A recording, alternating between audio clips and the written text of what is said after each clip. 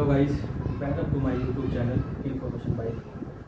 प्यारे दोस्तों, उम्मीद करता हूँ आप सभी ठीक होंगे और आपकी तैयारी भी बहुत अच्छे से चल रही है। दोस्तों, जैसे कि आप जानते हैं कि लास्ट वीडियो में हमने आपसे व्याकरण चैप्टर के कुछ क्वेश्चन डिस्कस किए।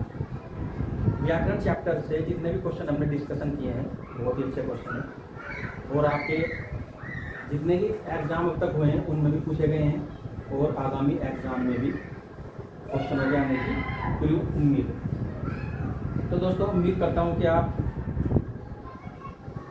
वीडियो को अच्छे से वॉचिंग कर रहे होंगे और ध्यानपूर्वक अपने नोट्स तैयार कर रहे होंगे। दोस्तों, वीडियो को अच्छे से वॉचिंग करें, क्वेश्चन बार बार रिपीट करें। यहाँ से आपको बहुत अधिक क्वेश्चन मिलने वाला है। हिंदी में आपको एक अच्छा बेनिफिट मिलेगा। आप कंटिन्यू लगे रहिए information by any YouTube channel से। यदि आप कंटिन्यू लगे रहते हैं तो आप एक अच्छे स्कोर के ज्ञान प्राप्त करने वाले हैं। आपका जो भी एग्ज़ाम है, जैसे कि यूपी पुलिस, जूनियर असिस्टेंट या यूपी। तो आइए आज के सेशन को स्टार्ट करते हैं। Special classes for Hindi exams, UP police, junior assistant और बीपीओ। समास। आज का चैप्टर हमारा रहेगा समास, क्योंकि इससे पहले हम वर्णमाला कर चुके हैं। ये काफ़ी क्वेश्चन हम कर चुके हैं वर्णमाला के। समास में देखते हैं समास का शाब्दिक अर्थ या समास का अर्थ। ये बहुत अच्छा क्वेश्चन है, बहुत अधिक बार पूछा गया है और आने वाले एग्जाम में भी पूछा जाएगा। समास का जो शाब्दिक अर्थ है वो संक्षेप। समास का शाब्दिक अर्थ संक्षेप होगा। उसके बाद दो या दो से अधिक शब्दों से मिलकर जो एक सार्थक शब्द बनता है उसको समास कहते हैं। यदि समास की डेफिनेशन पूछ ली जाए तो दो या दो शब्दों से मिलकर जो शब्द बनेगा उसको समास कहते हैं। उसके बाद समास 6 प्रकार के होते हैं। उसके बाद समास कितने प्रकार के होंगे? 6 प्रकार के। इन 6 प्रकार के समास में कौन कौन से 6 प्रकार होंगे उनको हम देखते हैं। जैसे कि नंबर 1 हमारा अविभाव समास। नंबर 2 तत्पुरुष समास। नंबर 3 कर्मधारय समास और नंबर 4 द्वंद्व समास। नंबर 4 द्विगु समास। नंबर 5 द्वंद्व समास और नंबर 6 बहुव्रीहि समास। जी हाँ दोस्तों, जैसे कि आपको बताया गया कि समास 6 प्रकार के होंगे। समास 6 प्रकार के होंगे। नंबर 1 होगा आपका नंबर 1 अविभाव समास। नंबर 2 तत्पुरुष समास। तत्पुरुष समास के भी कुछ भेद होंगे, जैसे कि तत्पुरुष समास के भेद अधिकरण, संप्रदान, करण।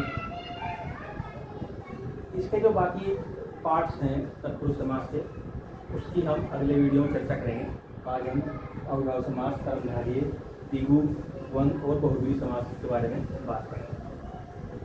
तो पहला क्वेश्चन आपका यहाँ से बनेगा कि समास का अर्थ क्या आता है संक्षेप। आप प्रीवियस क्वेश्चन उठाकर देखिए, वहाँ पर क्वेश्चन आपको मिलेंगे। 2 या शब्दों से मिलकर समास बनता है। कभी कभार इसकी परिभाषा पूछ ली जाती है। 6 प्रकार के समास होंगे। अविभाव का जो एग्जाम्पल होगा वो कुछ इस तरीके से होगा, जैसे कि अविभाव समास किसके अंतर्गत देखा जाएगा? प्रतिदिन। प्रतिदिन प्रतिदिन।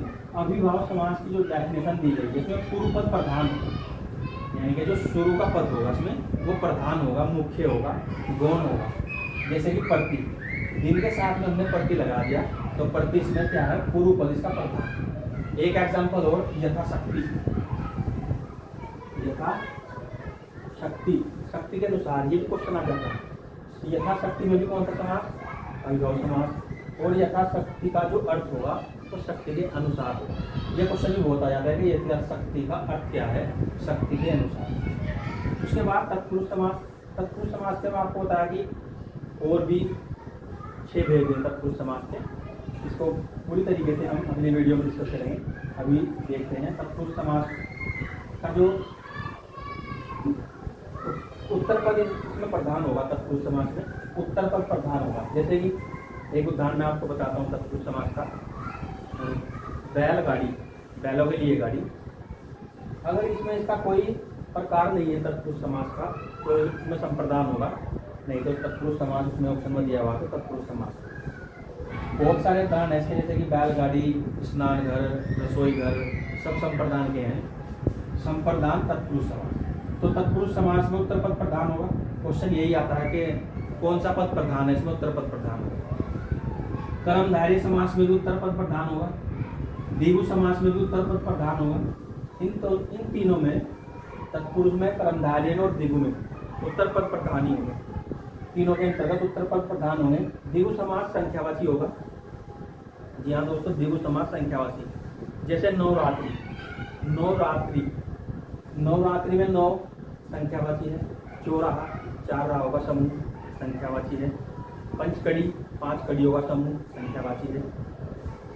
उसके बाद आपका दशानन, दशानन 10 मुख हैं जिसके संख्यावाची है और द्विगु भी है। लेकिन अगर बहुब्री समास ऑप्शन में नहीं है, यदि बहुब्री समास, आप ध्यान रखना कि द्विगु में और बहुब्री समास में दोनों में कॉम्बिनेशन होता है। यदि 10 मुख है जिसके, रावण कह दिए कि अपने स्थान को कोई किसी तीसरी चीज को रिप्रेजेंट कर रहा है तो बहुब्री होगा, बहुब्री की ओर जाएगा। तो इसमें यदि बहुब्री समास ऑप्शन में नहीं तो द्विगु होगा, और यदि दोनों ऑप्शन में ये है द्विगु समास भी और बहुब्री भी, तो आपका बहुब्री होगा। ऐसा कोई भी क्वेश्चन जो संख्यावाची हो और अपने पद को छोड़कर किसी और की ओर इंडिकेट कर रहा हो तो बहुब्री समास होगा। जैसे आपका इसमें 10 मुख है जिसके, रावण, और चतुरानन ब्रह्मा को रिप्रेजेंट करेगा, और उसमें भी बहुब्री समास होगा। द्विगु समास जिसमें बहुब्री और नहीं होगा, मतलब आपको बताया 4 राहों का समूह, नवरात्रि का समूह, सतसई और जितने भी संख्यावाची होंगे वे सभी द्विगु समास के अंतर्गत आएंगे। उसके बाद द्वंद्व समास। द्वंद्व समास में दोनों पद प्रधान होंगे। फर्स्ट भी तो क्वेश्चन यहीं से ही आएगा पहले नंबर पर। द्वंद्व समास में क्या होगा, दोनों पद प्रधान होंगे। इसमें पहला भी और दूसरा भी, दोनों पदों की कितनी वैल्यू होगी। जैसे कि माता और पिता, माता और पिता, इसकी एक थोड़ी पहचान यह भी रहती है कि इसके अंतर्गत योजक चिन्ह इसके बीच में होगा। ये वाला योजक चिन्ह, माता और पिता, भाई बहन, भाई बहन, भाई और बहन, और इसमें छिपा होगा। द्वंद्व समास में और छिपा हुआ होगा, और ये इस प्रकार जो योजक चिन्ह है ये और की ही आवाज देगा, माता और पिता, भाई और बहन। तो ये कौन सा समास होगा हमारा, द्वंद्व समास, और इसमें दोनों पद प्रधान होंगे। एक उसी प्रकार बहुब्री समास, बहुब्री में आपको बताया जैसे कि 10 मुख, रावण, चतुरानन ब्रह्मा, जो अपने अर्थ को छोड़कर किसी दूसरे की ओर रिप्रेजेंट करेगा वो हमारा बहुब्री समास होगा। बहुब्री समास में कोई भी पद प्रधान नहीं होगा। यहाँ पे ध्यान रखना कि बहुब्री समास के अंतर्गत कोई भी पद प्रधान नहीं होगा। द्वंद्व समास में दोनों पद प्रधान, द्विगु समास में उत्तर पद प्रधान, द्विगु, कर्मधारय, तत्पुरुष, तीनों में उत्तर पद प्रधान होगा। अभिभाव समास में प्रथम पद प्रधान होगा, और तत्पुरुष अभिभाव समास में प्रथम पद प्रधान, तत्पुरुष, कर्मधारय, द्विगु, इन तीनों में उत्तर पद प्रधान। द्वंद्व समास में दोनों पद प्रधान, और बहुब्री समास में कोई भी पद प्रधान नहीं। आज का जो सेशन है आपका समास का, यही से ही बहुत क्वेश्चन इसके आप समाज से पूछे जाएंगे। बाकी तो इसमें जितने भी क्वेश्चन होंगे मैं आपके केवल रिवाइज करने के लिए एग्जाम्पल हम करेंगे यहाँ पे। बाकी आपके समाज में ऐसे क्वेश्चन अधिकतर पूछा जाएगा। और जैसे कि तत्पुरुष समाज के जितने भी भाग हैं, इसके पार्ट हैं, मैं आपको अगली वीडियो में कराए जाएंगे। एक बार फिर से इसका रिवाइज करते हैं। समासकार, यदि समासकार पूछ लिया जाता तो समासकार संक्षेप होगा दो या दो से अधिक शब्दों से मिलकर, सार्थक शब्दों से मिलकर जो बनता है वो समास कहलाता है। यदि इसकी डेफिनेशन पूछ लिया जाए, परिभाषा इसकी पूछ ली जाए, तो ये इसकी परिभाषा होगी। समास के 6 भेद होंगे: अविभाव समास, तत्पुरुष समास, क्रमधारय समास और द्विगु समास। इन तीनों में उत्तर पद प्रधान, इसमें पूर्व पद प्रधान। द्वंद्व समास में दोनों पद प्रधान और बहुब्रीहि समास में कोई भी पद प्रधान नहीं है। या दोस्तों यहाँ यहीं से ही इसी चैप्टर से आपको जितना भी छोटा पार्ट दिख रहा होगा, आपको भले ऐसा लगता हो कि 5 या 6-7 मिनट की वीडियो से ही इतने क्वेश्चन कहाँ से आ गए हैं।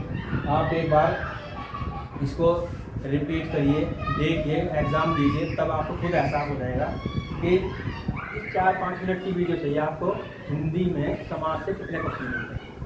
अब हम इसको केवल इसके उदाहरण हमको करने हैं, जितने भी हो सके प्रत्येक के उदाहरण आपको बताए जाएंगे। अब समाज में आपको क्वेश्चन यहीं से मिलने वाला है। आप इसको वॉचिंग कीजिए, देखिए, बार बार क्वेश्चन को रिपीट कीजिए, क्योंकि यदि क्वेश्चन रिपीट आप नहीं करेंगे तो उसमें आपको समस्याएं हो सकती हैं, क्योंकि आप क्वेश्चन भूल गए तो सही आंसर आप नहीं लगा पाएंगे। तो क्वेश्चन को आप जितनी भी बार आप पढ़ सकते हो, जितनी बार वीडियो देख सकते हो, उसके नोट्स बनाओगे, जितनी भी बार प्रैक्टिस करोगे, बार बार रिपीटेशन करोगे, तभी आपकी एक अच्छी तैयारी होगी। कंपटीशन में ये सबसे बड़ी चीज़ है कि थोड़ा पढ़ो लेकिन अधिक बार पढ़ो, कम पुस्तक पढ़ो, अच्छी तरीके से पढ़ो। ज़्यादा कंटेंट की आवश्यकता नहीं है। कंटेंट भले हमारे पास थोड़ा हो, लेकिन उसे बहुत अच्छी तरीके से रिप्रेजेंट करना हमें आता हो, बहुत अच्छी तरीके से हमने उसकी तैयारी की हुई हो। हमें वही हिस्ट्री के क्वेश्चन बार बार रिपीट करने हैं। उसके लिए हमारी जितने भी क्वेश्चन हैं आपके पूरे कंप्लीटेड हैं, वो रिपीट करनी है बार बार उन्हीं को पढ़ना है। उसमें ऐसा नहीं कि हिस्ट्री बदल जाएगी। कुछ या युद्ध जो हुए हैं, जो उनके सन हैं, वे बदल जाएंगे, कुछ भी नहीं बदलेगा। जैसे कि कांग्रेस का गठन 1885, मुंबई गोपाल दास तेजपाल संस्कृत कॉलेज, डेट वही रहेगी, जहाँ सा गठन हुआ वो भी वही रहेगा। आपको बार बार केवल रिपीट करना, आप उसको भूल सकते हैं यदि आप रिपीट नहीं करेंगे। उसके प्रथम अध्यक्ष, पहले स्टार्टिंग के जो कांग्रेस के 5 आपके अधिवेशन हुए हैं, पहले 5 से बहुत क्वेश्चन आता है। उसके डेट भी पूछ लिए जाते हैं, कौन उसका अध्यक्ष है, कब हुआ, कहाँ पर हुआ, ये क्वेश्चन बहुत आता है। जैसे कि तीसरा अधिवेशन प्रथम मुस्लिम अध्यक्ष बदरुद्दीन तैयब जी उसके अध्यक्ष थे कांग्रेस का, जो तीसरा अधिवेशन था। कह रहा ये हम हिंदी के बारे में बात करते हैं। उसके बाद देखते हैं इसमें कि समाज के अंतर्गत और क्या क्वेश्चन आने की उम्मीद रहती है। ये हमारा पार्ट इसमें हो गया है। तो प्यारे दोस्तों, आज की वीडियो में इतना ही। और वीडियो को अधिक से अधिक शेयर कीजिए, ताकि बच्चे और भी इसको शेयर करें और हमको ये मोटिवेशन मिले।